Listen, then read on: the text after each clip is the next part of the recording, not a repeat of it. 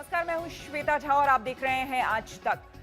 सुबह के 8 बजने वाले हैं। वक्त हो गया है खबरें सुपरफास्ट का, यानी कि खबरें रफ्तार से और विस्तार से। हाथरस केस में आज इलाहाबाद हाई कोर्ट की लखनऊ बेंच में सुनवाई होने जा रही है। दोपहर करीब 2:15 बजे इस मामले में अदालत में सुनवाई होगी। आज कोर्ट में पीड़ित परिवार के 5 सदस्यों के बयान दर्ज होंगे। परिवार के सदस्य सुबह ही लखनऊ के लिए रवाना हो गए। कड़ी सुरक्षा और पुलिस एस्कॉर्ट में पीड़ित परिवार को लखनऊ ले जाया जा रहा है। सुरक्षा के लिए 6 गाड़ियों में पुलिस वाले हैं। एसडीएम और सीओ भी उनके साथ जा रहे हैं। जानकारी के मुताबिक विवादों में घिरे हाथरस के डीएम और नए एसपी विनीत जायसवाल को भी हाई कोर्ट में मौजूद रहना है। हो गया था। आज आप सभी लोग, शासन के लोग भी आ गए हैं, लखनऊ जा रहे हो हाई कोर्ट। तो कुछ तैयारी है आप लोगों की? कोर्ट जा रहे हो तो कोर्ट में अपनी बात कैसे रखेंगे? जो भी घटना है उसके बारे में बताएंगे। ठीक है। अच्छा, दूसरा यह है कि लखनऊ आप लोग जा रहे हो, क्या शासन प्रशासन की तरफ से कोई प्रस्ताव है कि सीएम साहब आप लोगों से वहाँ मिलना चाहते हैं? अभी तक नहीं, ऐसा अभी तक कोई वो नहीं। हाईकोर्ट ने जिला प्रशासन से पीड़ित परिवार की यात्रा के इंतजाम करने के आदेश दिए थे। अदालत ने एसीएस होम, यूपी के DGP, ADG law and order को भी बुलाया है। एसपी को कोर्ट में इस मामले की जांच को लेकर स्टेटस रिपोर्ट भी सौंपनी है।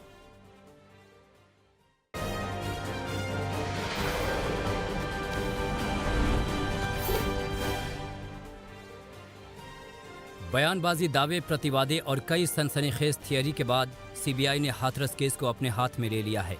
इस घटना को 27 दिन हो चुके हैं, लेकिन ये सवाल अपने स्थान से टस से मस नहीं हुआ है कि हाथरस की बेटी को किसने मारा। पहले हाथरस पुलिस, फिर एसआईटी और अब सीबीआई ने इस केस की तफ्तीश शुरू कर दी है। सीबीआई ने यूपी पुलिस की एफआईआर के आधार पर पहली एफआईआर दर्ज कर पीड़िता के गांव पहुंची। अब लोगों को उम्मीद बंधी है कि आपराधिक मामलों की जांच में निपुण सीबीआई ऐसे तथ्य, गवाह और सबूत लेकर आएगी जिससे इस मामले में सब कुछ साफ हो जाएगा। हाथरस केस में पीड़ित परिवार शुरू से कह रहा था कि उसे पुलिस और एसआईटी पर भरोसा नहीं है। उसके बाद योगी सरकार ने सीबीआई जांच की अनुशंसा की थी। सीबीआई जांच के लिए हरी झंडी मिलते ही केंद्रीय एजेंसी ने जांच का जिम्मा संभाल लिया। पीड़ित परिवार की शंकाओं के बीच सीबीआई की चुनौतियां बढ़ गई हैं। हाथरस कांड के जरिए दंगे फैलाने तक के आरोप सामने आ रहे हैं। इस मामले में कथित तौर पर पीएफआई की भूमिका सामने आई है। दावा किया जा रहा है कि पीएफआई के कुछ सदस्यों की गिरफ्तारी भी हुई है। काम आसान नहीं है, लेकिन देश की सबसे पेशेवर जांच एजेंसी इस केस के तह तक पहुंचेगी, ये उम्मीद की जा सकती है। हाथरस कांड पर कांग्रेस नेता राहुल गांधी ने योगी सरकार पर करारा हमला बोला है। राहुल गांधी ने कहा कि योगी सरकार दलितों को इंसान नहीं मानती, इसीलिए सूबे में लगातार दलितों को निशाना बनाया जा रहा है। वहीं समाजवादी पार्टी ने भी योगी सरकार पर निशाना साधा है। एसपी नेता सुनील साजन ने कहा कि हाथरस कांड में भले ही सीबीआई को जांच का जिम्मा दे दिया गया हो, मगर जिले के जिन अधिकारियों पर गंभीर आरोप हैं वो अभी भी जिले में तैनात हैं। ऐसे में सबूत मिटाने की कोशिश हो सकती है या संभव है कि सबूत पहले ही मिटा दिए गए हों।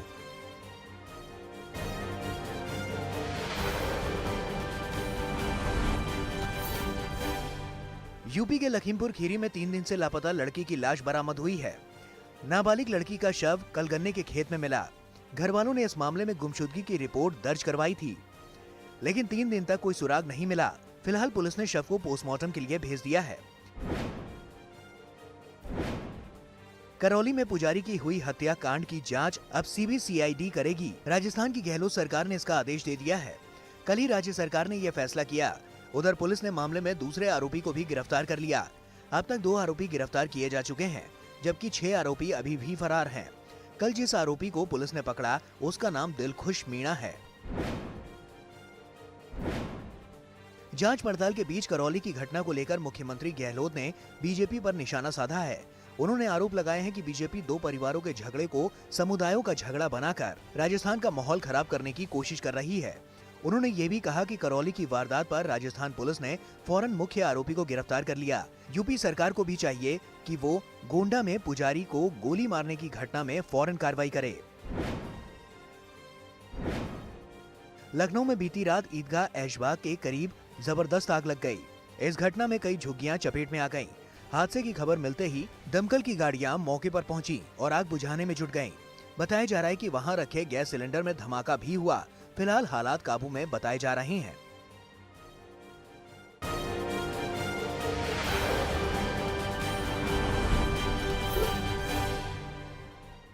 देश में स्वामित्व योजना की शुरुआत हो गई है। पीएम मोदी ने वीडियो कॉन्फ्रेंसिंग के जरिए इस महत्वाकांक्षी योजना की शुरुआत की। इस योजना की शुरुआत करने के बाद करीब 1 लाख लोगों को प्रॉपर्टी कार्ड वितरित किए जाएंगे। ये कार्ड मोबाइल फोन पर एसएमएस के जरिए भेजे गए लिंक से डाउनलोड किया जा सकेगा।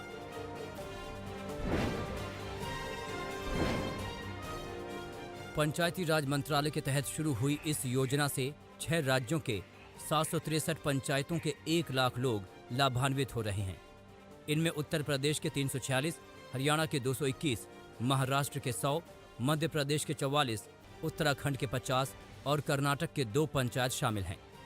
प्रधानमंत्री नरेंद्र मोदी ने योजना की शुरुआत के बाद वैसे लोगों से बात की जिन्हें केंद्र सरकार ने स्वामित्व कार्ड मुहैया कराया है। इस दौरान पीएम ने कहा कि अब आपकी संपत्ति पर कोई गलत नजर नहीं डाल सकेगा।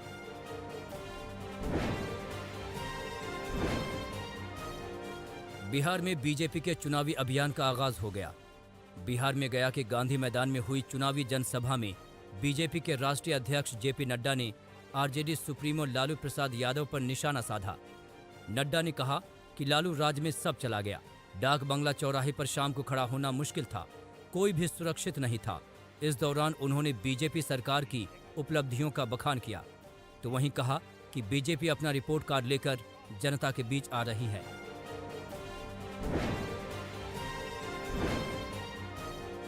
बिहार में पहले चरण के चुनाव के लिए बीजेपी की रणनीति बन गई है। बीजेपी ने पहले चरण में प्रचार के लिए अपने स्टार प्रचारकों की लिस्ट जारी कर दी है।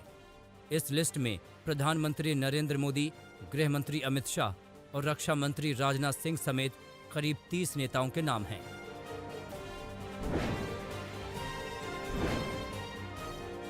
बिहार विधानसभा चुनाव से पहले मुख्यमंत्री नीतीश कुमार ने आज अपने महत्वाकांक्षी कार्यक्रम 7 निश्चय पार्ट 2 जारी किया। 2015 विधानसभा चुनाव से पहले नीतीश कुमार ने 7 निश्चय पार्ट 1 जारी किया था, जिसमें अगले 5 साल में बिहार में जो विकास के कार्यक्रम चलाए जाएंगे उसका लेखा जोखा था।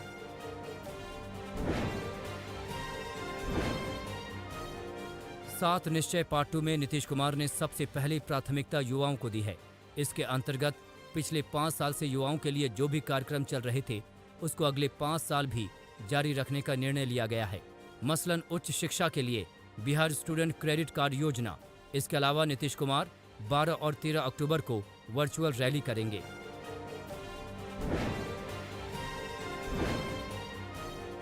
बिहार के सासाराम में एलजेपी ने नीतीश कुमार के खिलाफ मोर्चा खोल दिया है।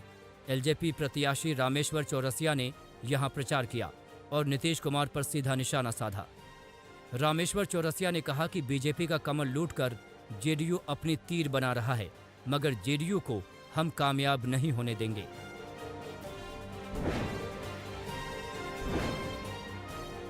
मोतिहारी में आरजेडी विधायक का टिकट कटने के बाद समर्थकों में जबरदस्त नाराजगी देखने को मिली। यहां आरजेडी के समर्थकों ने तेजस्वी यादव के खिलाफ जमकर नारेबाजी की। इसके अलावा सीतामढ़ी में भी टिकट कटने को लेकर खेमेबाजी और घमासान की तस्वीरें सामने आईं, मगर ये घमासान बीजेपी समर्थकों ने किया। यहीं बीजेपी उम्मीदवार बदलने को लेकर कार्यकर्ताओं में नाराजगी देखने को मिली।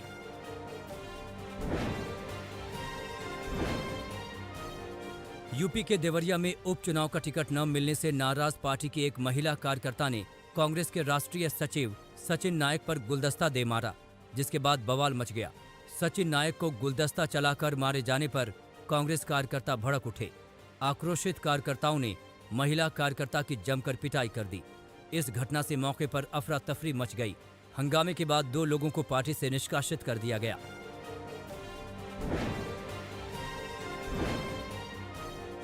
कांग्रेस ने देवरिया विधानसभा सीट से उपचुनाव के लिए मुकुंद भास्कर को उम्मीदवार बनाया है।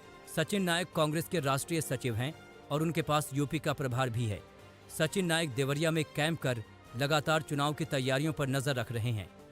बता दें कि देवरिया विधानसभा सीट के लिए नामांकन की प्रक्रिया शुरू हो चुकी है। 16 अक्टूबर तक नामांकन दाखिल किया जा सकेगा।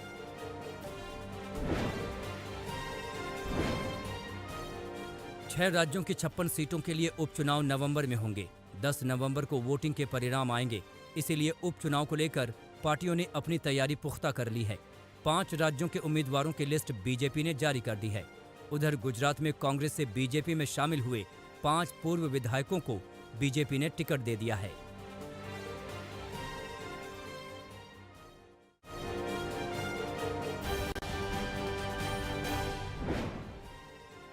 महाराष्ट्र में कोरोना मामलों में गिरावट देखने को मिल रही है। बीते 24 घंटे में राज्य में करीब 11,000 नए केस दर्ज किए गए, जबकि 309 लोगों की मौत हो गई। वहीं पुणे सिटी में भी कोरोना संक्रमण की रफ्तार धीमी पड़ी है। 24 घंटे में यहां 630 नए मरीज दर्ज हुए। महाराष्ट्र में कुल कोरोना केस 15,30,000 के करीब हैं, जबकि राज्य की रिकवरी रेट 83% के आसपास है। राजधानी दिल्ली में भी कोरोना संक्रमण की दर में हल्की गिरावट देखने को मिली है। 24 घंटे में राजधानी में 2,780 नए मामले सामने आए, जबकि 29 मरीजों की मौत हो गई। दिल्ली में कुल मामले 3,10,000 के करीब हैं, जबकि अब तक कुल 5,700 से ज्यादा मरीज जान गंवा चुके हैं। दिल्ली की रिकवरी रेट में भी सुधार हुआ है और ये दोबारा बढ़कर 91% से ज्यादा हो गई है। दक्षिण भारत में कोरोना का प्रकोप कम होने का नाम नहीं ले रहा है। केरल में 24 घंटे में करीब 9,500 नए मरीज सामने आए हैं। वहीं कोरोना से मरने वालों की तादाद 1,000 के पार पहुंच गई है। कर्नाटक में भी 24 घंटे में करीब 9,500 मामले सामने आए, जबकि 75 मरीजों की मौत हो गई। विदिशा में कोरोना ड्यूटी में लगाए गए अस्थायी नर्सिंग स्टाफ को हटाने पर बवाल छिड़ गया है। नौकरी के मुद्दे पर नर्सिंग स्टाफ सीएमएचओ दफ्तर में धरने पर बैठ गया। इस दौरान किसी स्टाफ नर्स ने सीएमएचओ को फोन लगाया तो अधिकारी ने बदतमीजी के साथ इसका जवाब दिया। इस पर बात और बिगड़ गई। फोन कॉल का ऑडियो वायरल होने पर सीएमएचओ अब सफाई दे रहे हैं। पंजाब हरियाणा में पराली जलाना शुरू हो गया है और इसी के साथ दिल्ली एनसीआर का दम घुटना भी शुरू हो गया है।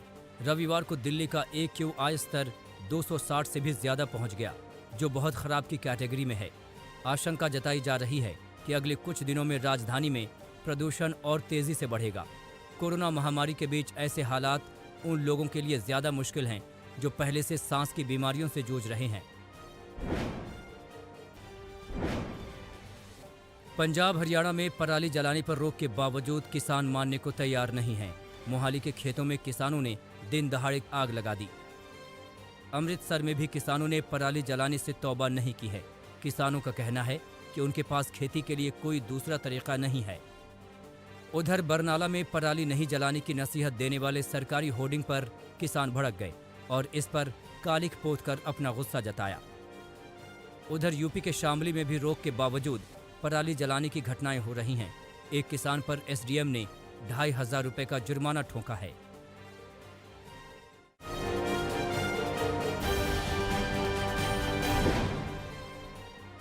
बिहार के नालंदा के सर्वोदय नगर में पति पत्नी और 2 बच्चों की हत्या की गुत्थी पुलिस ने सुलझा ली है। इस हत्याकांड में शामिल 5 बदमाशों को पुलिस ने गिरफ्तार कर लिया है। तफ्तीश में ये बात सामने आई है कि जमीन और मकान हथियाने के लिए बदमाशों ने इस हत्याकांड को अंजाम दिया था। फतेहाबाद के एक दुकान में नाबालिग ने चोरी की वारदात को अंजाम दिया है। दोनों नाबालिग दुकान में लगे सीसीटीवी कैमरे की जद में आ गए। वीडियो में एक लड़का बैग चोरी करता नजर आ रहा है। दुकान मालिक ने पुलिस को 45,000 चोरी होने की बात बताई है। पुलिस ने चोरी का केस दर्ज कर दोनों की तलाश शुरू कर दी है। रुड़की की भगवानपुर पुलिस ने एक ट्रक चोर को गिरफ्तार किया है, जिसके पास से चोरी का ट्रक भी बरामद किया गया। पुलिस के मुताबिक पकड़ा गया आरोपी यामीन बदायूं का रहने वाला है। आरोपी यामीन बीती 10 अक्टूबर को सीमेंट कंपनी के बाहर से ट्रक लेकर फरार हो गया था। बिहार के रक्सौल में नारकोटिक्स ब्यूरो ने 20 करोड़ रुपए के चरस को पकड़ा है। तस्कर चरस की खेप को नेपाल के रास्ते बिहार लाए थे। बताया जा रहा है कि बिहार चुनाव में चरस की खेप का इस्तेमाल वोटरों को लुभाने के लिए किया जाना था। बेगूसराय में पटना एसटीएफ और बेगूसराय पुलिस के संयुक्त ऑपरेशन में 3 हथियार तस्करों को गिरफ्तार किया गया है। इनके पास से 8 पिस्टल, 16 मैगजीन, और 1,09,000 रुपए बरामद हुए हैं। हथियार तस्कर मुंगेर से हथियार बेचने बेगूसराय पहुंचे थे, लेकिन गुप्त सूचना मिलने पर उन्हें पुलिस ने गिरफ्तार कर लिया है। यूपी के हमीरपुर में इंसानियत को शर्मसार करने वाली घटना सामने आई है। मकान का किराया न दे पाने पर मकान मालिक ने अपने बेटे और घर की महिलाओं के साथ मिलकर महिला किराएदार की बुरी तरह पिटाई की। महिला को पेड़ से बांधकर मारा गया और फिर उसके सामान को कमरे से निकालकर फेंक दिया गया। महिला की पति की मौत हो गई है। महिला की शिकायत पर पुलिस ने मामला दर्ज कर लिया है। सीतापुर में हाई टेंशन लाइन की चपेट में आने से 3 मजदूरों की मौत हो गई है। इस दर्दनाक हादसे में एक मजदूर गंभीर रूप से झुलस भी गया है। घायल मजदूर को अस्पताल में भर्ती कराया गया है। पुलिस के मुताबिक हादसा उस वक्त हुआ जब मजदूर शौचालय निर्माण के दौरान सरिया डाल रहे थे और इसी दौरान हाई टेंशन के संपर्क में आ गए। वैशाली में दिल दहला देने वाली वारदात सामने आई। मामूली झगड़े में पति ने पत्नी को कुल्हाड़ी से काट डाला। हत्या के बाद मृतक का पति कुल्हाड़ी के साथ थाने पहुंच गया और खुद को पुलिस के हवाले कर दिया। बताया जा रहा है कि मौके से 7 साल की बच्ची ने भागकर अपनी जान बचाई।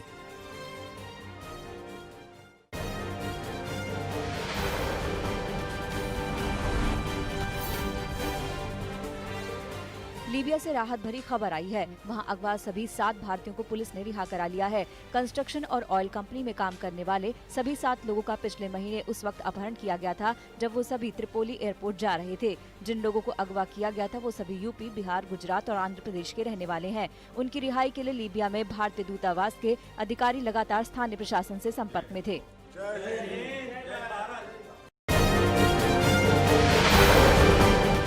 नमस्कार, मैं हूं अंजना ओम कश्यप। हमें उम्मीद है ये वीडियो आपको पसंद आया होगा। लेटेस्ट खबरों के लिए यूं ही देखते रहिए आज तक और इस वीडियो के पसंद आने पर लाइक, शेयर एंड सब्सक्राइब करना ना भूलें।